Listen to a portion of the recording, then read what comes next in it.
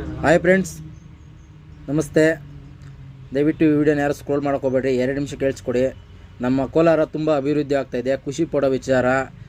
ಈಗ ನಮ್ಮ ಮೊನ್ನೆ ತಾನೇ ಎಮ್ಗಲಿನ ಹೆಲಿಕಾಪ್ಟರ್ ಫ್ಯಾಕ್ಟ್ರಿ ಬಂದಿದೆ, ತುಂಬ ಖುಷಿ ಪಡೋ ವಿಚಾರ.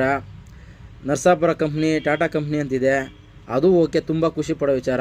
ನಮ್ಮ ಜನಕ್ಕೆ ಮೋಸ ಆಗ್ತಾ ಇರೋದೇನೆಂದರೆ, ನಮ್ಮ ಕನ್ನಡಿಗರು, ನಮ್ಮ ಕೋಲಾರ ಜಿಲ್ಲೆ ಯುವಕರು ಯುವತಿಯರಿಗೆ ತುಂಬ ಮೋಸ ಆಗ್ತಾಯಿದೆ. ಕೆಲಸ ಕೊಡ್ತಾಯಿಲ್ಲ, 3 ವರ್ಷ ದುಡ್ಕೊತಾರೆ, ವಾಪಸ್ ಕಳಿಸ್ತಾರೆ. ಎಲ್ಲ ನಾರ್ತು, ಈಸ್ಟು, ಸೌತು ಇವ್ರು ಬರ್ತಾಯಿದ್ದಾರೆ, ಕೇರಳಿಯನ್ಸು ಇವ್ರು ಬರ್ತಾಯಿದ್ದಾರೆ. ಅವ್ರು ಕೊಡೋ ಅಭಿವೃದ್ಧಿ ನಮ್ಮ ಜನತೆಗೆ, ನಮ್ಮ ಹಳ್ಳಿ ಹುಡುಗರು, ನಮ್ಮ ಜಿಲ್ಲೆ ಹುಡುಗರು ಯಾರು ಕೊಡಲ್ವಾ? ಕೆಲಸ ಮಾಡಲ್ವಾ ಅವ್ರು? ಹೋಗಲಿ. ಈಗ ಹೆಲಿಕಾಪ್ಟರ್ ಫ್ಯಾಕ್ಟ್ರಿ ಓಪನ್ ಆಗ್ತಾಯಿದೆ, 70% ಬೇರೆ ರಾಜ್ಯದವ್ರಿಗೆ ಕೆಲಸ ಕೊಡ್ತಾರೆ. ನೋಡ್ಕೊಳ್ಳಿ, ನಾನು ಹೇಳ್ದಂಗೆ ಇರಬೇಕು. ನಮ್ಮ ಕೋಲಾರ ಜಿಲ್ಲೆಯವ್ರಿಗೆ ಏನೋ ಒಂದು 10% ಕೊಡ್ತಾರೆ. ಇದ್ರ ಬಗ್ಗೆ ಸ್ವಲ್ಪ ಗಮನ ಹರಿಸಿ, ಆಯಿತಾ? ನಾನು ಕೂಡ ಕೆಲಸಕ್ಕೆ ಹೋಗಿದ್ದೀನಿ ಆ ಕಂಪ್ನಿಯಲ್ಲಿ.